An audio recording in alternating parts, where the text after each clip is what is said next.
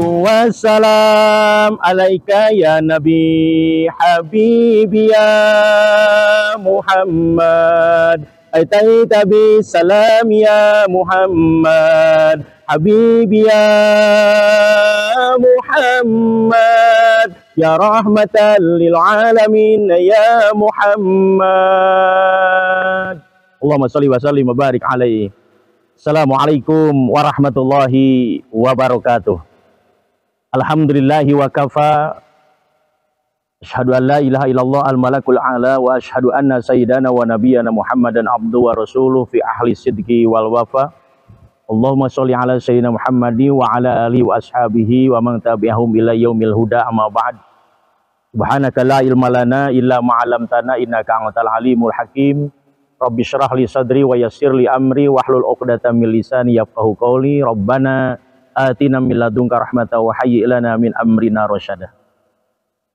Hadirin kaum muslimin dimanapun berada, alhamdulillah pada saat ini kita masih berada dan di awal-awal bulan suci Ramadan 1444 Hijriah, yang tentu saja merupakan anugerah terbesar, anugerah terindah bagi siapapun yang menemuinya, bagi siapapun yang Allah takdirkan untuk bersua berjumpa kembali di bulan suci Ramadan tahun ini.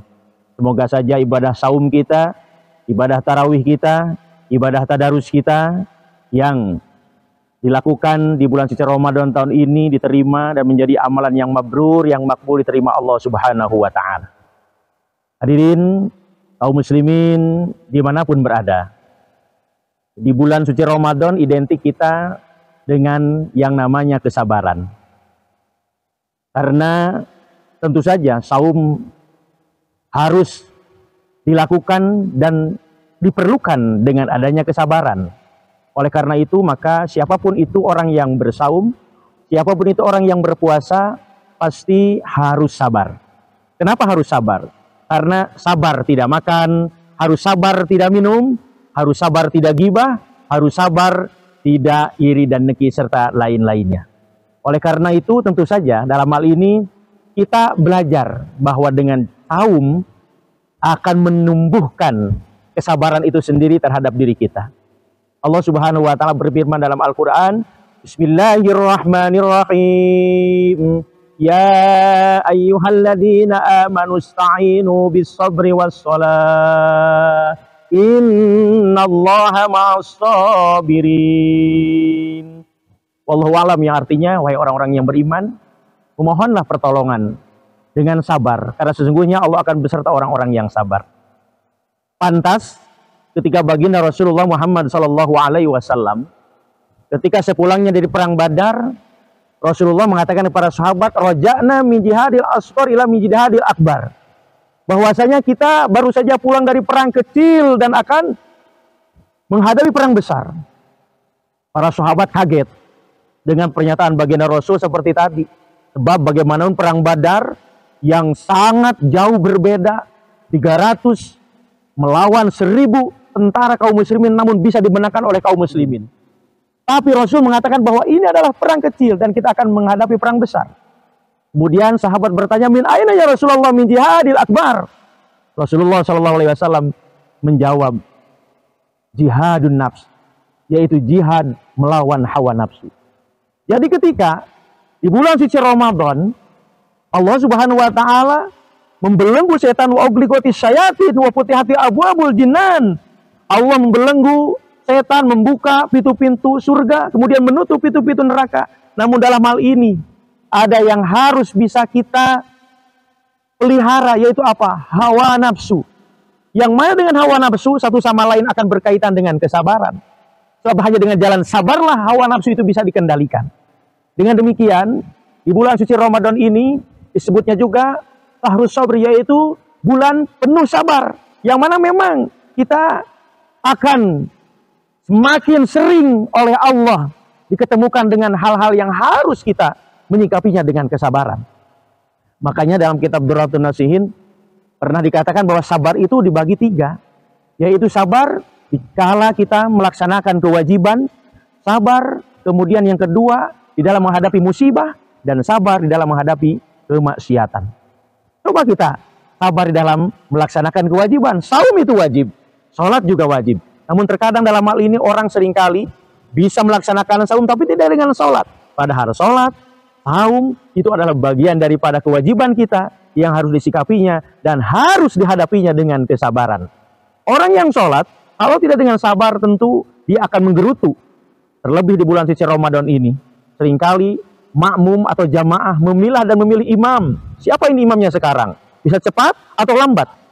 Sehingga mereka memilah dan memilih imam, padahal tidak demikian. Oleh karena itu maka sikapilah sesuatu hal, terutama di bulan suci Ramadan ini, yaitu dengan berbagai macam kesabaran. Kita harus sabar menahan lapar, kita harus sabar menahan haus, kita harus menahan sabar dari hawa nafsu, supaya bisa kita meraih derajat saum yang mabrur atau yang sempurna di hadapan Allah Subhanahu wa Ta'ala. Yang kedua adalah sabar dalam menghadapi musibah. Tentu saja dalam hal ini banyak jenisnya kalau dikatakan musibah. Saudara kita di Cianjur, saudara kita di Turki, dan lain sebagainya itu ditimpa musibah.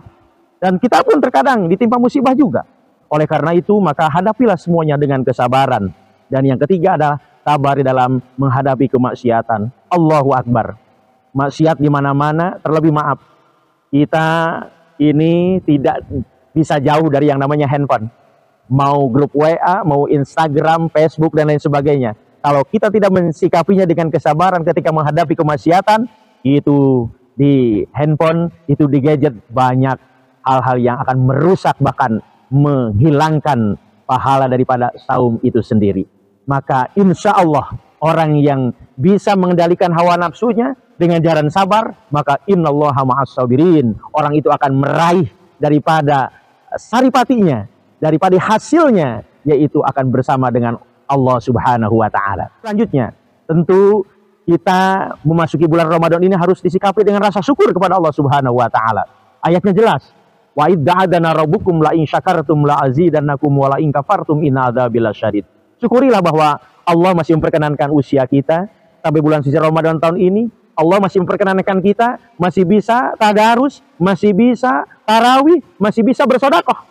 Sehingga inilah momen yang terpenting, momen yang baik yang harus kita pergunakan sebaik-baiknya untuk kita senantiasa bersyukur akan nikmat yang diberikan Allah Subhanahu wa Ta'ala. La azidannakum, kata Allah, pasti akan ditambah nikmat itu oleh Allah Subhanahu wa Ta'ala. Sehingga pantaslah ketika saum itu akan menjadikan kita sehat, semua pun orang sehat, bahkan dokter pun banyak yang mengatakan bahwa dengan jalan saum akan sehat. Inilah buktinya kita harus mensyukuri bahwa saum ternyata bisa menyehatkan badan kita, bisa menyehatkan jasad kita. Amin ya Allah ya Rabbal Alamin. Mudah-mudahan saja dengan jalan sabar kita melaksanakan ibadah puasa dan dengan syukur kita kepada Allah Subhanahu wa Ta'ala, sehingga bisa memaksimalkan momentum bulan Ramadan di tahun ini, sehingga man shoma Ramadhana wa man qama Ramadhana imanan wa ihtisaban ghufirallahu ma taqaddama min dambi.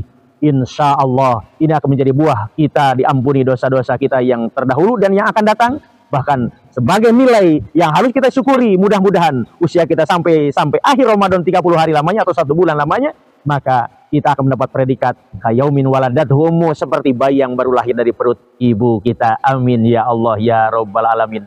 Hadanallahu wa iyyakum ajmain. Allahumma shalli wa sallim wa barik. Amin ya Allah ya Rabbal Alamin. Allahumma sallimna li Ramadan wa sallimna Ramadana lana wa sallimhu minna mutaqabbala. Allahumma inna nas'aluka ridhaka wal jannah wa na'udzubika min sakhatika wan nar. Allahumma innaka 'afuwun karim tuhibbul 'afwa fa'fu anna ya karim. Rabbana atina fid dunya hasanah wa fil akhirati hasanah wa qina adzabannar walhamdulillahi rabbil alamin. Demikian yang bisa disampaikan, lebih kurangnya mohon dimaafkan. Al-Fakir mohon izin dan mohon maaf yang sebesar-besarnya.